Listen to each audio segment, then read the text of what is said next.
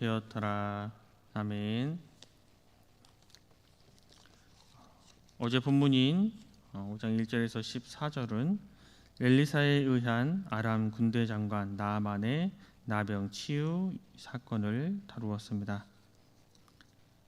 나병에 걸린 나아만 장군은 엘리사 선지자를 찾아가 요단강에 가서 7번 씻으라는 그 이야기를 듣고 처음에는 아주 불쾌했습니다. 하지만 결국 엘리사 선지자가 시킨 대로 하고 나아만 장군의 나병은 깨끗하게 회복되었습니다. 그래서 이제 나아만 장군은 감사 인사를 하기 위해 요단강에서 다시 엘리사 선지자를 찾아갑니다. 본문 15절 말씀을 제가 읽겠습니다. 나아만이 모든 군대와 함께 하나님의 사람에게로 돌아와서 그의 앞에 서서 이르되 내가 이제 이스라엘 외에는 온 천하에 신이 없는 줄을 아나이다. 청하건대 당신의 종에게서 예물을 받으소서 하니, 요단강에서 치유의 그 기적을 경험한 나아만은 이제 엘리사에게 돌아와 진심으로 감사의 말을 전합니다. 나아만 장군은 거만했던 이전의 태도와는 달리 이제 엘리사 앞에서 당신의 종이라고 칭할 정도로 아주 겸손한 태도를 보입니다. 그리고 이스라엘 외에는 온 천하에 신이 없는 줄을 아나이다 라고 말하며 하나님을 찬양합니다. 그리고 엘리사에게 자신이 준비되어 온 그 예물을 받으라고 권합니다. 이 예물은 5절 말씀에 나오는 것처럼 은 10달란트, 금 6,000개, 그리고 의복 10벌입니다. 지금 봐도 굉장히 값비싼 물건들입니다. 그런데 이제 엘리사는 이렇게 대답합니다. 16절 말씀에 보면 이를 때 내가 섬기는 여호와께서 살아계심을 두고 맹세하노니 내가 그 앞에서 받지 아니하리라 하였더라. 나아만이 받으라고 강권하되 그가 거절하니라. 그런데 엘리사는 나아만의 예물을 받지 않겠다고 단호히 거절합니다. 이때 엘리사는 내가 섬기는 여호와께서 살아계심을 두고 맹세하노니라고 말하고 있습니다. 이것은 내가 믿는 하나님은 살아계시기에 나는 내 행동에 대해 하나님 앞에서 책임을 져야 한다라는 뜻을 가지고 있습니다. 나만 이렇게 좋은 예물을 왜 굳이 받지 않으려고 하는지 이해할 수가 없어서 다시금 엘리사에게 이제 강권하지만 그래도 엘리사는 예물을 받지 않습니다. 이 17절 말씀에 보면 나아만이 이르되 그러면 청하건대 노새 2마리의 실을 흙을 당신의 종에게 주소서. 이제부터는 종이 번제물과 다른 희생 제사를 여호와 외에 다른 신에게는 드리지 아니하고 다만 여호와께 드리겠나이다 말씀하고 있습니다. 엘리사가 왜 나아만의 예물을 받지 않았는지 그 이유를 우리가 조금이나마 엿볼 수 있는 부분입니다. 분명 자신의 큰 병을 치료해 준 사람에게 담례하는 것은 너무나 상식적인 일입니다. 때문에 엘리사가 그 예물을 받는다 해서 그것이 잘못을 범하는 것은 아닙니다. 그래서 엘리사가 그 예물을 받았다면 그 이야기는 여기에서 그냥 자연스럽게 끝이 났을 것입니다. 나아만은 자신의 병을 치료해 준 선지자에게 후하게 살해하고 이제 홀가분한 마음으로 자신의 땅에 돌아갔을 것입니다. 하지만 엘리사가 예물을 거절했기 때문에 이제 새로운 이야기가 시작됩니다.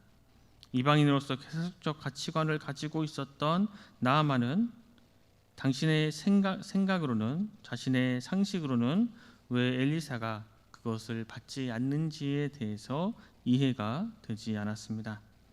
사실 나아만에게는 예물을 대하는 엘리사의 태도가 상당히 충격적인 일이었습니다. 그때 나아만은 엘리사를 보면서 그가 믿고 섬기는 하나님을 주목하게 되었습니다. 그래서 엘리사가 선지자가 섬기는 신, 자신의 병을 능히 치유하신 그 하나님을 섬기겠다라고 스스로 결단하게 됩니다.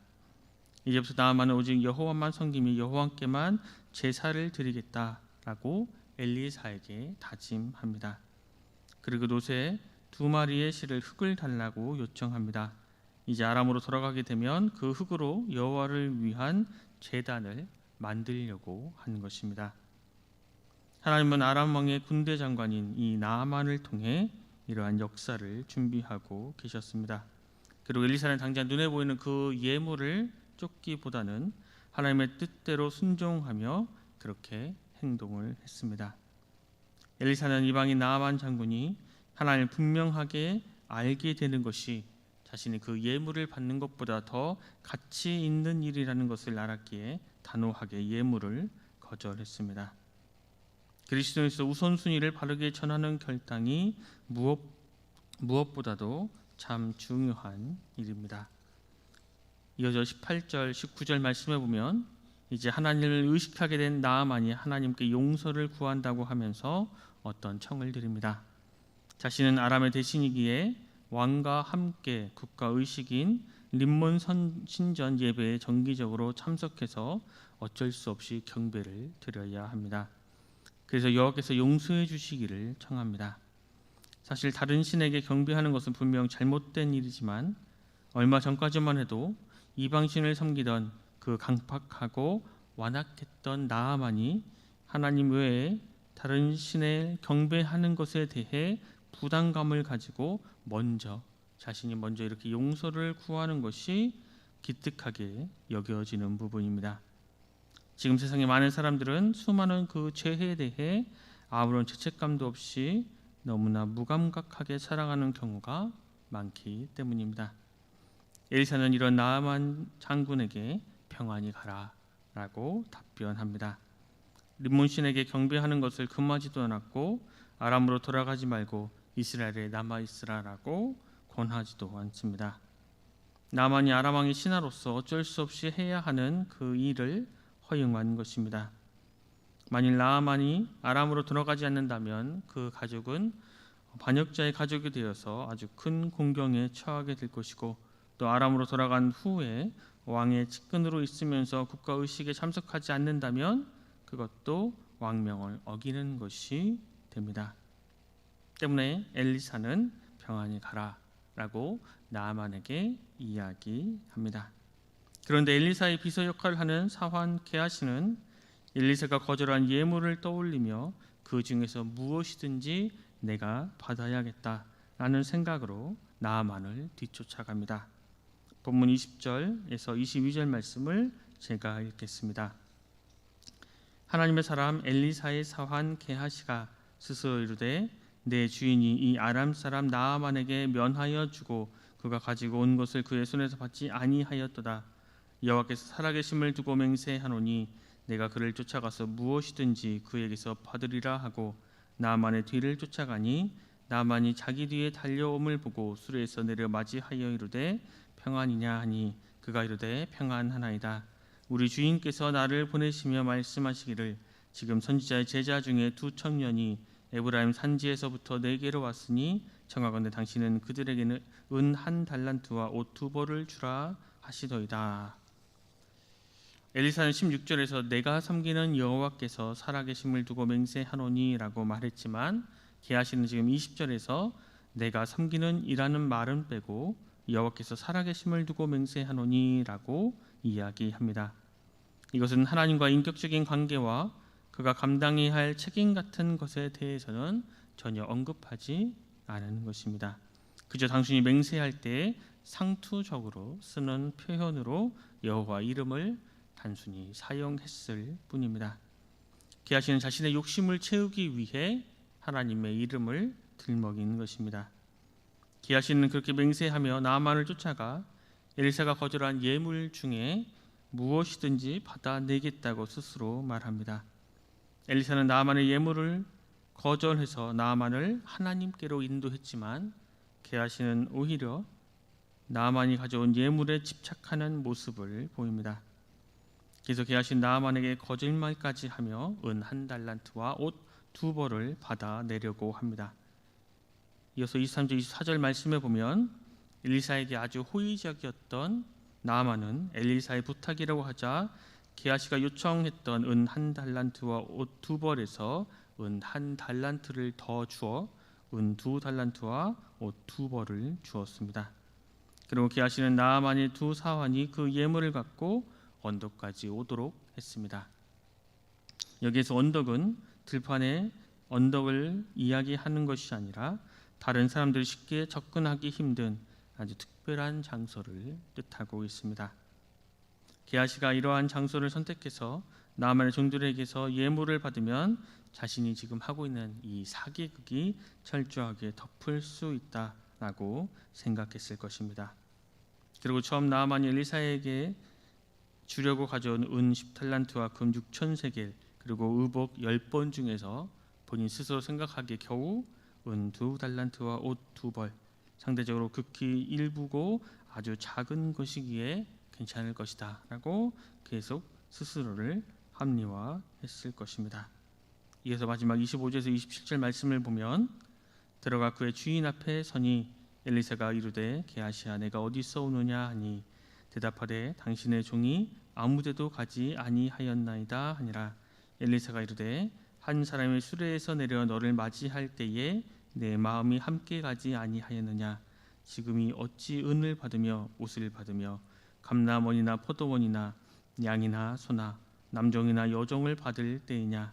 그러므로 나아만의 나병이 내게 들어 내 자손에게 미쳐 영원토록 이르리라 하니 게하시가 그 앞에서 물러나오매 나병이 발하여 눈같이 되었더라. 아무도 모를 줄 알았던 이 게하시의 사기극은 엘리사는 이미 훤히 다 알고 있었습니다. 엘리사는 게하시에게 죄를 자백할 기회를 주었지만 게하시는 끝까지 뻔뻔하게 자신의 죄를 숨겼습니다. 그러자 엘리사는 하나님의 일을 방해하는 게하시를 꾸짖고 게하시의 과도한 무력을 책망합니다. 결국 나만이 알았던 나병이 게하시와 그의 자손에게까지 옮겨가는 심판이 내려지고 말았습니다. 지금이 어찌 은을 받으며 옷을 받으며 감람원이나 포도원이나 양이나 소나 남종이나 여종을 받을 때이냐라는 이 책망은 하나님의 일을 가로막고 방해하는 사람들을 향한 말씀입니다. 지금 우리가 하나님을 향한 우리의 마음 문을 열고 하나님께서 무엇을 원하시는지 잘 분별하며 하나님의 뜻에 순종해야 할 것입니다.